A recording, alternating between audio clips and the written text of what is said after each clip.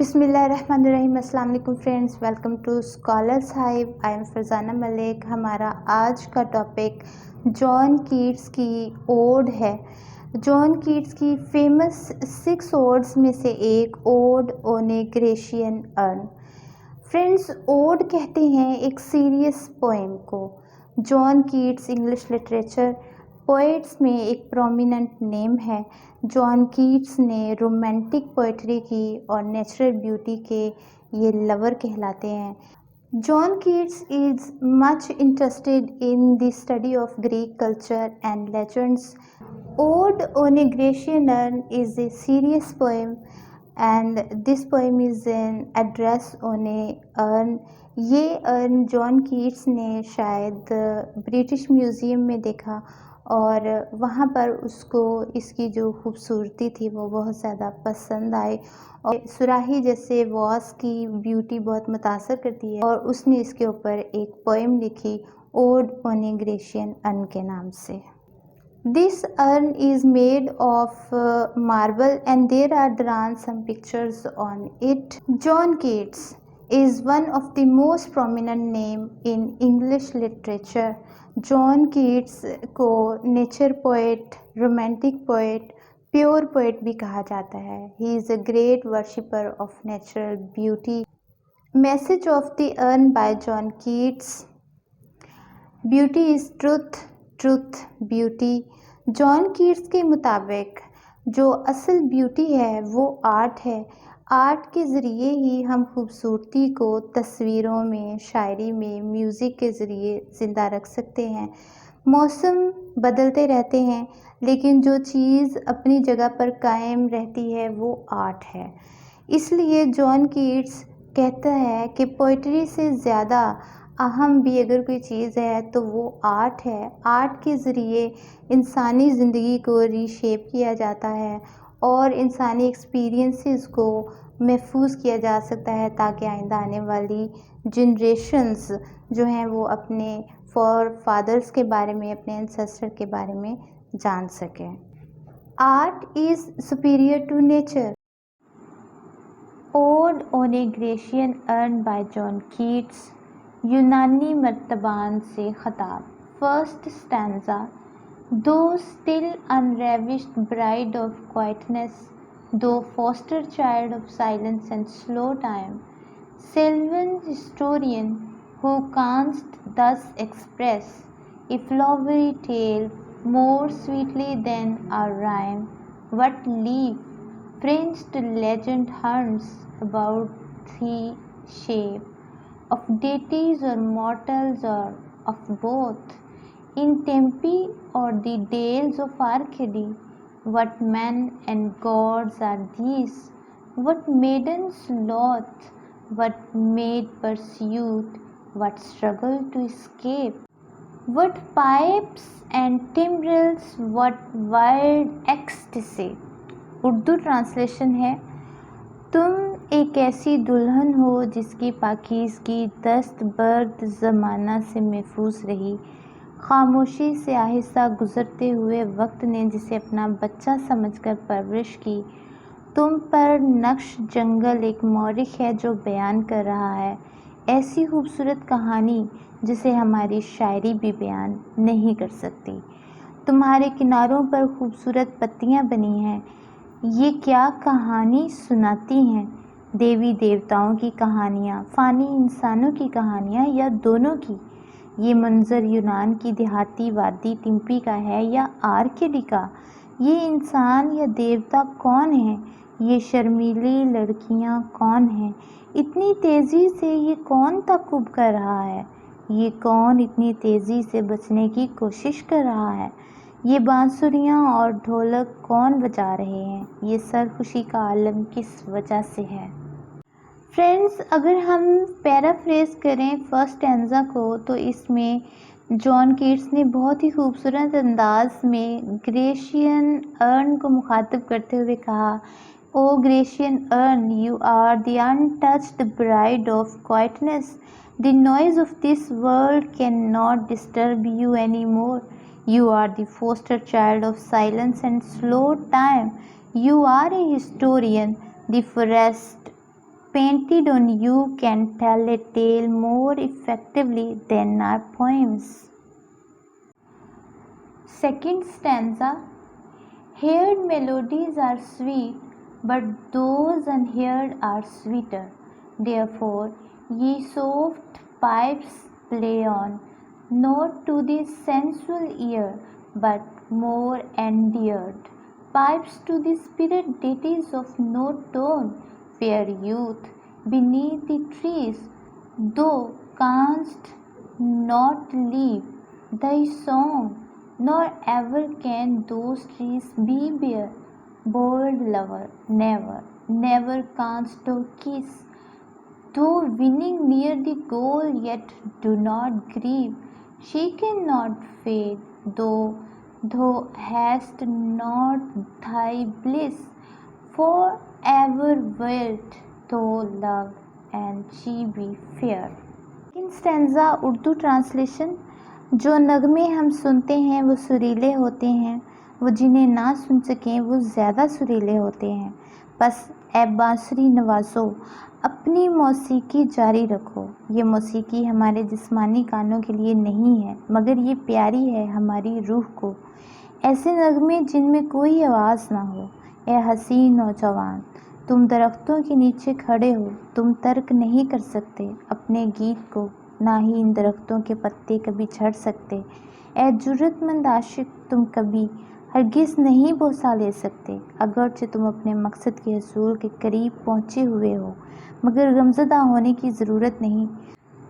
तुम्हारी बिलव्ड का हुस्न कभी ज़वाल का शिकार ना होगा, अगरचे तुम अपनी ख्वाहिश की तकमील ना कर सके, मगर तुम्हारी मोहब्बत हमेशा ज़िंदा रहेगी और बिलव्ड हमेशा हसीन रहेगी। Stanza 2. The music that we hear through the physical ear is sweet. The music that we have not heard through the physical ear but through imagination is far more sweet. Therefore, O sweet pipes, play on your music. The music of these pipes is not for the sensual ears. Music is the food of soul. Shakespeare का कहना है। Second stanza में हमें जो message मिलता है, that is the passion of love never decay.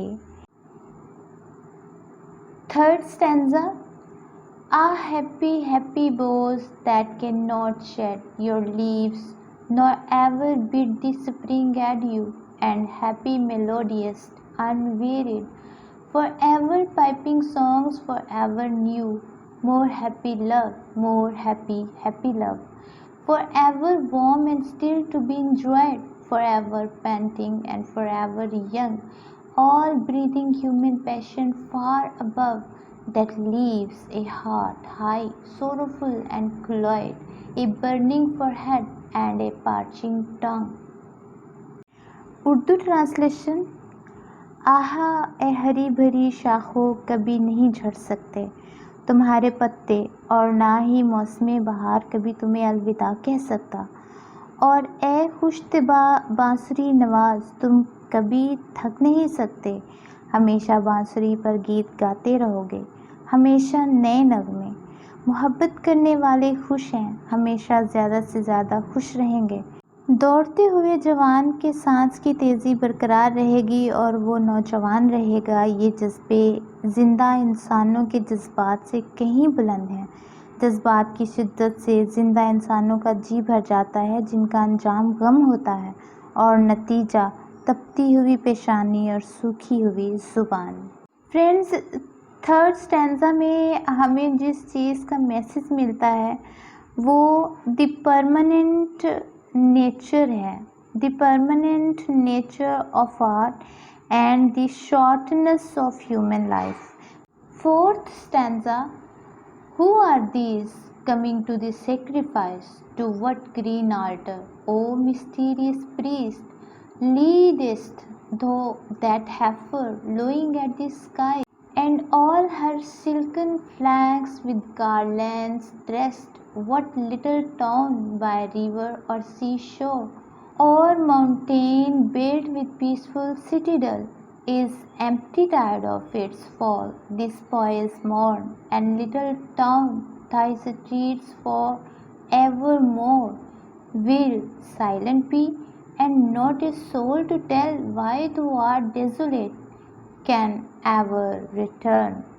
ये कौन है जो कुर्बानी के लिए आ रहे हैं? कौन से सब्ज़ाज़ार में कुर्बान गाह की तरफ? ए पुरस्रार पादरी, तुम ले जा रहे हो इस नौजवान गाय को जो आसमान की तरफ मुंह किए डकरा रही है। उसके रेशम की तरह नरम पहलुओं पर फूलों के हार डाले हुए हैं। दरिया या समंदर के किनारे ये कौन सा छोटा सा शहर है, या किसी पहाड़ी पर तामीर शुदा कोई पुरसकून किला है जो इस मुक़द्दस सुबह लोगों से खाली हो चुका है? ए छोटे शहर, तुम्हारी गलियां अब हमेशा के लिए खामोश रहेंगी और कोई एक फ़र्द भी ये बताने को वापस नहीं लौट सकता कि तुम वीरान क्यों हुए। Fifth stanza. O Attic shape, fair attitude, with breed of marble men and maidens overrode, with forest branches and the trodden weed. Though silent form dost these us out of thought, as doth eternity, cold pastoral. When old age shall this generation waste, thou shalt remain in midst of other woe than ours, a friend to man, to whom thou sayest, beauty is truth, truth beauty. That is all ye know on earth, and all ye need to know. ए यूनानी मर्तबान, कितना खूबसूरत अंदाज है। कंदाकारी की गई है संगमरमर में, मर्दों की, दोशीज़ाओं की नक्श निगारी। जंगल में दरख्तों की शाखों की, कदमों तले कुचली हुई घास की। तुम एक खामोश चीज़ हो, मगर हम थके जाते हैं और तुम्हें नहीं समझ सकते, जिस तरह हम अब्दियत को नहीं समझ सकते। देहाती मनाजर वाले बेजान संगमरमर। जब ये नस्ल बूढ़ी होकर ख़त्म हो जाएगी तो तुम्हारा वजूद बरकरार रहेगा इंसानी मुश्किलात में जो हमसे मुख्तलिफ होंगी। तुम इंसान के दोस्त की हैसियत से उसे बताओगे हुस्न सदाकत है और सदाकत हुस्न है। यही सबसे बड़ी हकीकत है जो हम ज़मीन पर जानते हैं और जिसको जानने की ज़रूरत है। The urn shall remain here as a friend of man, as a source of consolation. Its message is that man should know beauty is truth, truth beauty. All other things are not of any importance, because the cruel hands of time will turn the present youth into old bodies in future. Their freshness of youth will be lost. Friends, themes and ideas में पहला theme है जिसमें शायर बताता है कि art को शायरी पर बर्तरी हासिल है। वो डिक्लेयर करता है कि जो नगमे हम सुनते हैं वो सुरीले होते हैं, वो जिन्हें ना सुन सकें वो ज़्यादा सुरीले होते हैं। कीट्स हमें ये कहना चाहता है कि आर्ट जो है ये फॉर एवर है, ये इटर्नल है। Art is more permanent than the real life, यानी आर्ट ज़िंदा रहेगा जबकि इंसानी ज़िंदगी जो है ये एक फ़ना होने वाली चीज़ है। जॉन कीट्स अपने सेंसुअसनेस की वजह से बहुत ज़्यादा मशहूर है, इसीलिए इसकी शायरी जो है उसको शायरी कहा जाता है साइट की, साउंड की और टच की, यानी ऐसी शायरी जिसको हम देख भी सकते हैं, सुन भी सकते हैं और महसूस भी कर सकते हैं। उसका चौथा थीम है beauty and truth are two names of the same thing. John Keats के ख्याल में ब्यूटी और ट्रूथ दो नाम हैं एक ही चीज़ के, और वो एक चीज़ है खुदा यानी अल्लाह। ब्यूटी जो है ये परफेक्शंस में पिन्हा है, और अगर दुनिया में कोई ज़ात परफेक्ट है तो वो सिर्फ़ अल्लाह की ज़ात है, वो सिर्फ़ गॉड की ज़ात है जिसमें ट्रुथ है। Friends, beauty is truth, truth beauty की अगर मज़ीद उर्दू में वजाहत करें तो फ़न में कोई ऐसी चीज़ है जो इंसान में नहीं यानी दवाम, और इंसान में एक ऐसी चीज़ है जो फ़न में नहीं यानी जान। अलामती ताल्लुक़ में दोनों एक दूसरे की तकमील करते हैं। Art is the expression of beauty as well as truth, यानी आर्ट वो वाहद एक्सप्रेशन है जो ब्यूटी और ट्रुथ दोनों को ही एक्सप्रेस करता है। Form and language, this poem is a regular ode. It has a beginning, a middle and an end. It consists of 5 stanzas of 10 lines each. The poet is very particular about the musical quality of lines. Words suggest emotions. We can say that this poem is the mature expression of Keats' ideas. यानी ये poem उसकी एक regular संजीदा poems में से एक है। इसमें बिगनिंग भी है, मिडल भी है और एंडिंग भी है। इस पोएम के 5 स्टैंजाज हैं और हर स्टैंजा में 10 लाइनें मौजूद हैं। कीट्स ने म्यूज़िकल क्वालिटी का ख्याल रखा लिखते हुए। इसकी फर्स्ट 4 लाइन्स जो हैं वो शेक्सपियरियन स्टाइल में हैं, जबकि लास्ट 4 लाइन्स मिल्टन के स्टाइल में लिखी गई हैं। Overall poem is a serious poem. It is rich with natural beauty. It is written in a beautiful style and simple language is used. I hope you like it. Yeah.